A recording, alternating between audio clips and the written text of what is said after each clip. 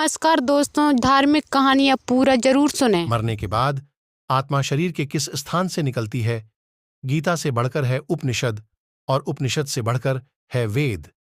उक्त तीनों ही हिंदू धर्म के धर्मग्रंथ हैं, बाकी नहीं। बृहदारण्यक उपनिषद में मृत्यु व अन्य शरीर धारण करने का वर्णन मिलता है। वर्तमान शरीर को छोड़कर अन्य शरीर प्राप्ति में कितना समय लगता है और कैसे वह शरीर से बाहर निकलता है, ऐसे कई सवालों का उत्तर उपनिषद में है। जहां तक समय की बात है तो इस विषय में उपनिषद कहते हैं कि कभी कभी तो बहुत ही कम समय लगता है, जिसकी कल्पना भी नहीं की जा सकती, लेकिन कभी कभी इतना ज्यादा समय लग जाता है कि जिसकी भी कल्पना नहीं की जा सकती। यह व्यक्ति की चेतना और उसके कर्म पर निर्भर करता है। तद्यथा तृणजलायुका तृणस्यान्तम गत्वान्यमाक्रम यात्मानम उपसंहरत्येवमेवायमात्मेदं शरीरम निहत्या विद्याम गमयित्वा अन्यमाक्रम्य आत्मानमुपसंहरति। ब्रचार 4-3 अर्थ। जैसे तृण जलायुका सुंडी कोई कीड़ा विशेष तिनके के अंत पर पहुंचकर दूसरे तिनके को सहारे के लिए पकड़ लेती है अथवा पकड़कर अपने आप को खींच लेती है, इसी प्रकार यह आत्मा इस शरीर रूपी तिनके को परे फेंककर अविद्या को दूर कर दूसरे शरीर रूपी तिनके का सहारा लेकर अपने आप को खींच लेती है। उपनिषद के अनुसार मृत्यु के बाद दूसरा शरीर प्राप्त होने में इतना ही समय लगता है जितना कि एक कीड़ा एक तिनके से दूसरे तिनके पर जाता है, अर्थात दूसरा शरीर प्राप्त होने में कुछ ही क्षण लगते हैं। कुछ ही क्षणों में आत्मा दूसरे शरीर में प्रवेश कर जाती है।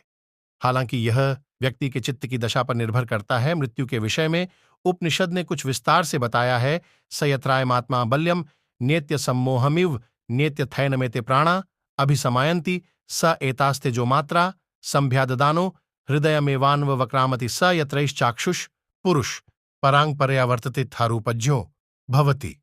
ब्रऊचार 41 अर्थात जब मनुष्य अंत समय में निर्बलता से मूर्छित सा हो जाता है, तब आत्मा की चेतना शक्ति जो समस्त बाहर और भीतर की इंद्रियों में फैली हुई रहती है, उसे सिकोड़ती हुई हृदय में पहुंचती है, जहां वह उसकी समस्त शक्ति इकट्ठी हो जाती है। इन शक्तियों के सिकोड़ लेने का इंद्रियों पर क्या प्रभाव पड़ता है, इसका वर्णन करते हैं कि जब आंख से वह चेतनामय शक्ति, जिसे यहां पर चाक्षुष पुरुष कहा है, वह निकल जाती, तब आंखें ज्योतिरहित हो जाती हैं और मनुष्य उस मृत्यु समय किसी को देखने अथवा पहचानने में अयोग्य हो जाता है।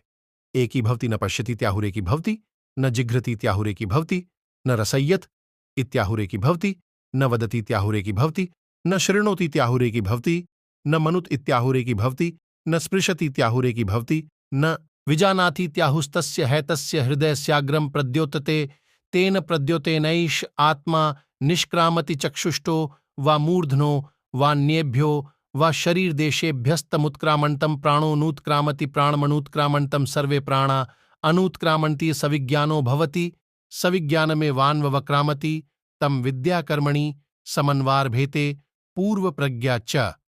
ब्रऊचार 4-2 अर्थात जब वह चेतनामय शक्ति आंख, नाक, जिह्वा, वाणी, श्रोत, मन और त्वचा आदि से निकलकर आत्मा में समाविष्ट हो जाती है, तो ऐसे मरने वाले व्यक्ति के पास बैठे हुए लोग कहते हैं कि अब वह यह नहीं देखता, नहीं सूंघता इत्यादि।